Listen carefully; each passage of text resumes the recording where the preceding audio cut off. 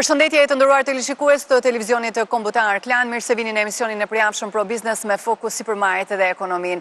Në pjesën e parë të këtij emisioni do të fokusohemi pikërisht tek mënyra se si teknologjia po ndryshon formën se si ne paguajmë, menaxhojmë financat, por edhe zgjerojmë bizneset tona.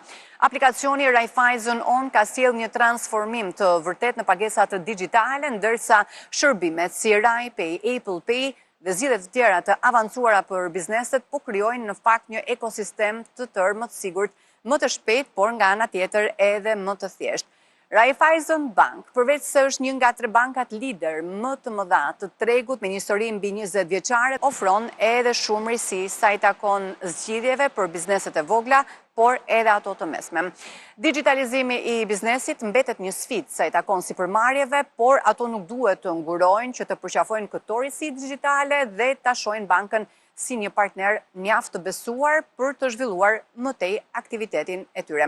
Pikërisht këtu do të fokusohemi sot, ndaj menjëherë pas siglës me të ftuarit.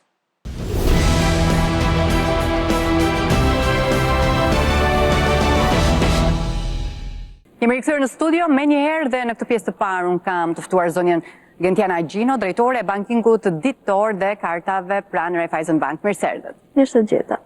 Faleminderit që në fakt sillni edhe mjaft risi, por edhe sqarime për gjithë publikun për tema me kaq interes.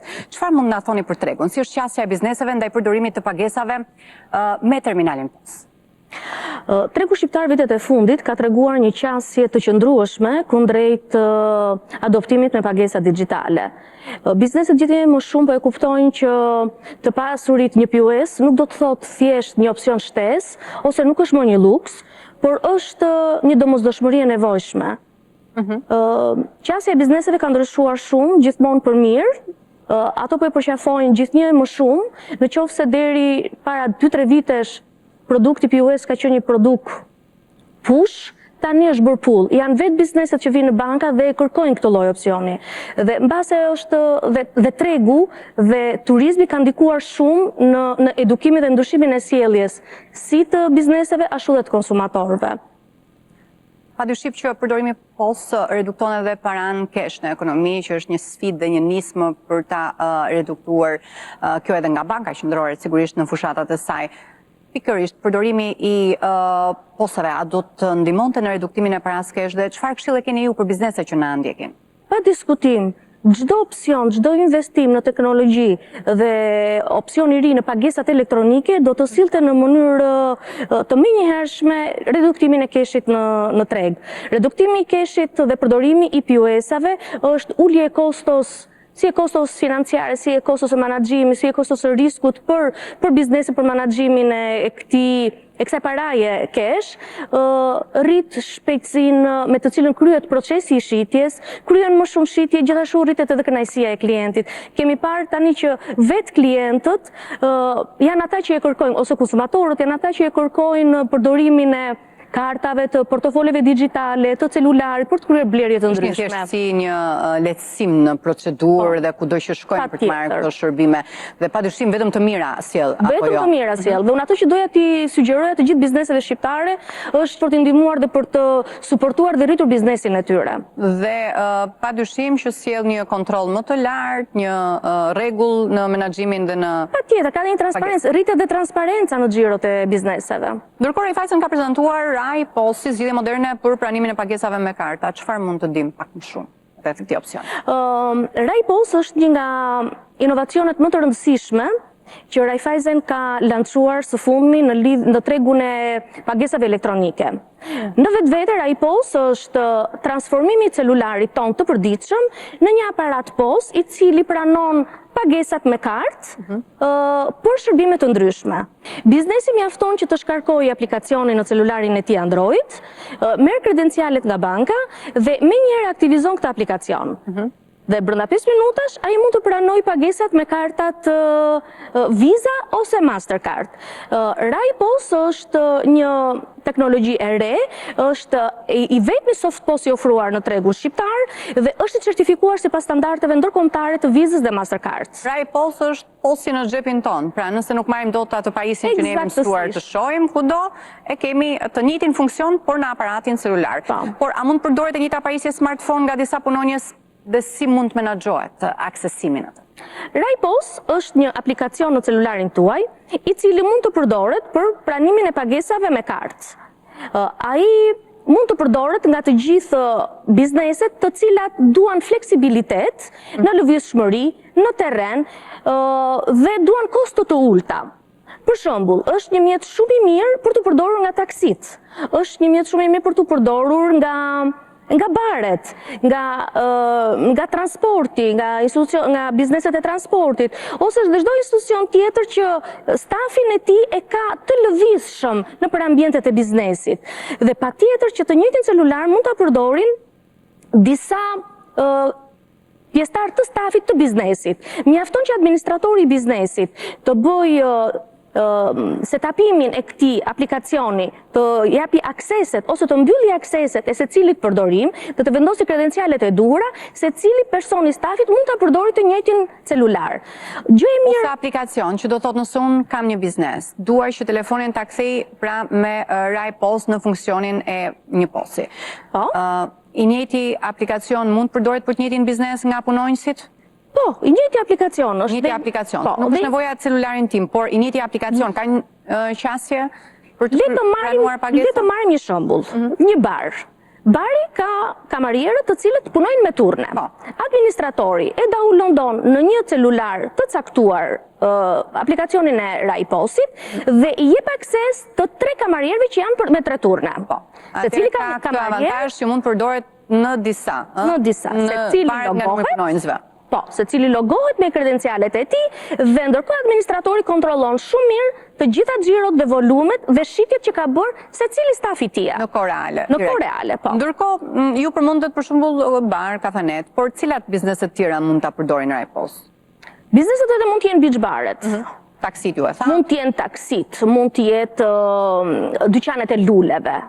Mund të jetë të gjithë bizneset e vogla që shesin në Instagram. Mund të jetë kompanitë e vogla të kurierit, që ai mund të marrë disa celular, biznes mund të marrë disa celular, ka disa djem me motora që bëjnë shpërndarjen e të mirave materiale ose të, le të themi, të ushqimit, sepse foodi është bërë çiksi trend në Shqipëri kohët e fundit. Të gjitha mund të kenë nga një celular dhe në momentin që dorëzojnë mallin, bëhet pagesa direkt me kartë ose me celular në RaiPos.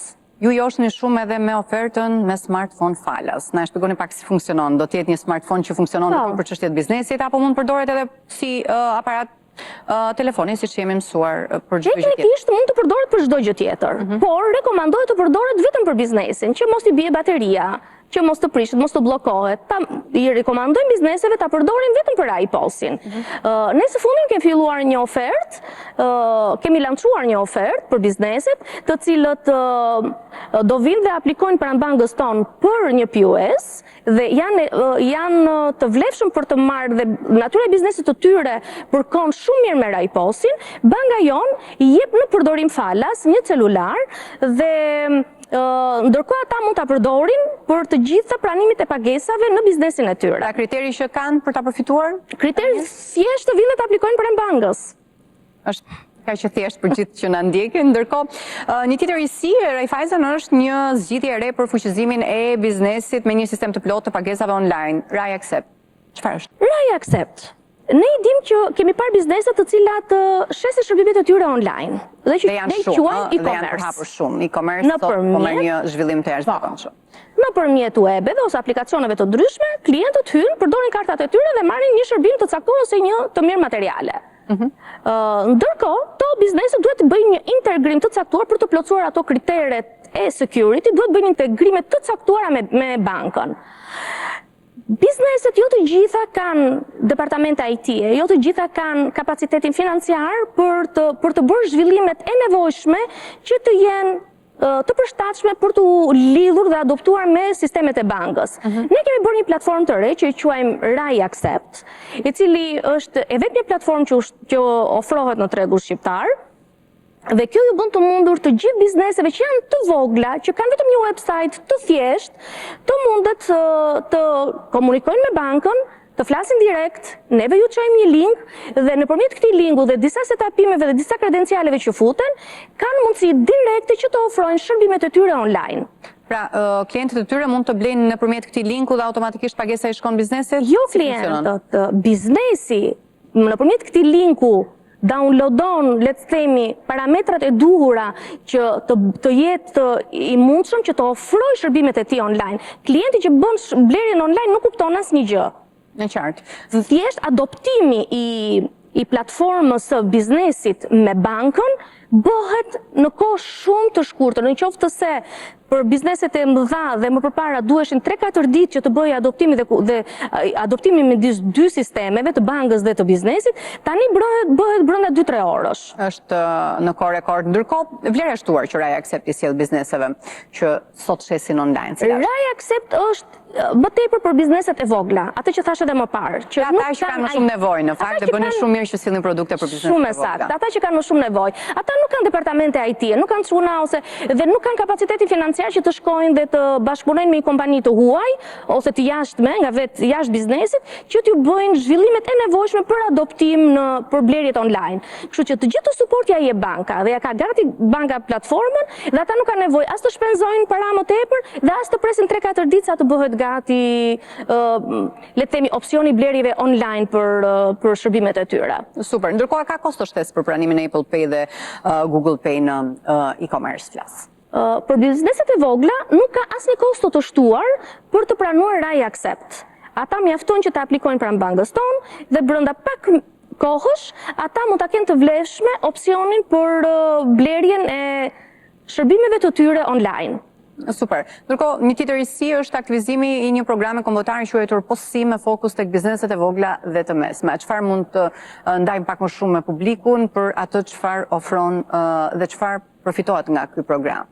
Programi POSSI është një program kombëtar i suportuar nga Mastercardi dhe nga të gjithë bankat e nivelit të dytë në Shqipëri. Pjesë e këtij programi jemi edhe ne, si një nga aktorët kryesorë të tregut shqiptar. Në programin Mastercard POSSI janë të vlefshëm për të marrë pjesë të gjitha bizneset e vogla dhe të mesme, të cilat nuk kanë pas asnjëherë në jetën e tyre një POS ose një marrëdhënie për POS me bankat në tregun shqiptar. Por cilat janë kriteret që bizneset pra mund të përfitojnë për herë të parë, mund pajisen për herë të parë me një POS ose Raya POS? Dy janë kriteret. Mjafton që të jenë aktiv në QKB dhe të mos kenë pasur POS përpara me asnjë nga bankat në tregun shqiptar. Më pas ju merrni në procedurë çdo gjë.